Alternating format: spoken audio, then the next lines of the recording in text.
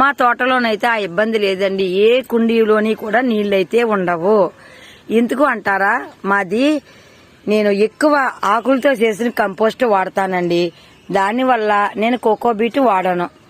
దానివల్ల ప్రతి కుండీ కూడా వేసిన నీళ్లు వేసినట్టే జారిపోతాయండి. తర్వాత మీకు ఇంకో విషయం చెప్పాలి. ఇది చూసారా, దీన్ని టెక్ససైజ్ మొక్క అంటారు. ఈ చెట్టు పువ్వులు పూసింది అంటే ఖచ్చితంగా వర్షం అయితే రావాల్సిందేనండి.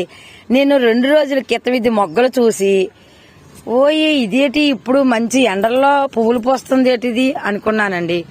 కరెక్ట్ గా 2 రోజులకి ఇవాళ అరగంట వర్షం అయితే కురిసింది. చూసారా, ఈ పువ్వులు ఎంత చిగ్గుపడి బుర్ర వంచినట్టుందండి, కొత్త పెళ్లి కూతురు ఉన్నట్టు. చూసారా, దీని నిండా నీళ్ళు అయితే ఇలా ఆడుతూ ఉంది. అలానే ఈ చూసాను ఎంత బాగున్నాయో. ప్రతి